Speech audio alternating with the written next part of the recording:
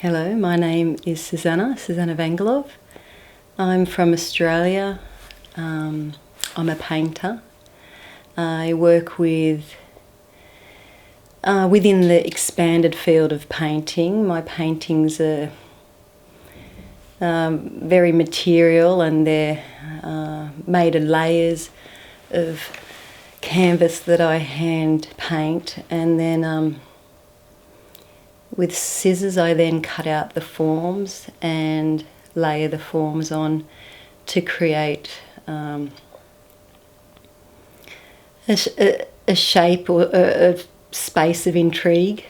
I come from a family of makers, and the women, traditionally their form was working with fabric, and when I look back now, I can see how, for me as a young girl, that was probably when my mother was sewing and, selecting the fabric and working with fabrics, was probably when she was her most real self. Draping fabrics in the room, which was probably one of my favourite fun things to do as a child. We had a big bag full of old curtains, and the things that we made with those long pieces of fabric were just endless. The cutting and the collaging, in some ways it's sort of like a different element that comes into the work, and there's a long association I have with scissors. My previous life, I was a hairdresser for 30 years, and I've always found the transformation that the cold, sharp steel has the ability to make in a visual form, and sometimes obviously even further than that, has been an ongoing theme in my life.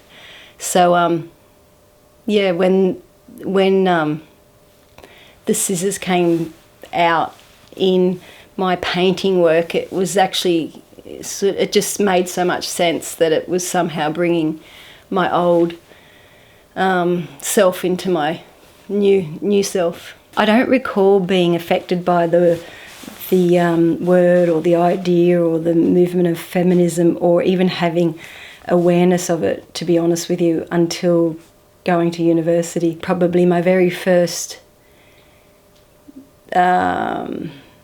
experience of activism of this was probably back when I was 3 years old, and I vividly remember being just so frustrated by the different rules that existed for my brother, who was a year and a half older than me, and my act of defiance was at that point cutting off my blonde golden hair and cutting it off into a short boy's haircut. I recognise how, as a young soul, that I already sensed the great disparity that existed in particularly my world, but as we know, the bigger world in large. Yeah, my indoctrination of being a good girl was to to do my best to follow the rules, and which I did most of the time, and then regularly sort of swung the other way. Then when my youngest son, time that he left home, it became sort of glaringly obvious that I needed to return back to that childhood dream, which was absolutely terrifying, because now I'm a middle-aged woman that probably has a bit of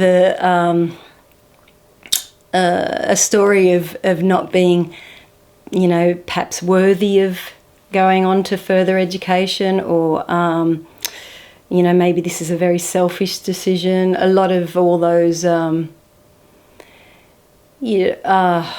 cultural sort of imprints that were made upon me were obviously needed to be addressed again. So yeah, it was certainly terrifying, but and there were lots of tears, lots and lots of tears. But But once I got there, I knew it was exactly where I had to be. My own needs and desire became paramount, and it was a life-changing time for me, going back to have that opportunity to expand myself, my mind, my practice, everything, basically, my thinking, everything. In the library, I spent lots of time in the library. Simone de Beauvoir's book, The Second Sex, became, another one of those eye-opening, mind-shifting experiences for me. And that would have been in my first year, which for me was 49 years old. As far as having that physical support of females goes, it's not always been something that I've probably felt as live females. Maybe it's often more the ones that have passed before us. Having two young men as my sons is it's a beautiful privilege. There is an equality that exists, and in their relationships that I see, and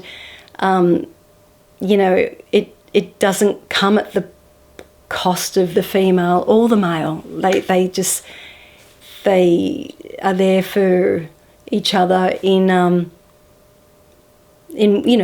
I see that they're each person's biggest fan. I'd like to think that that they've been able to look beyond that traditional construct with the experience that they have had.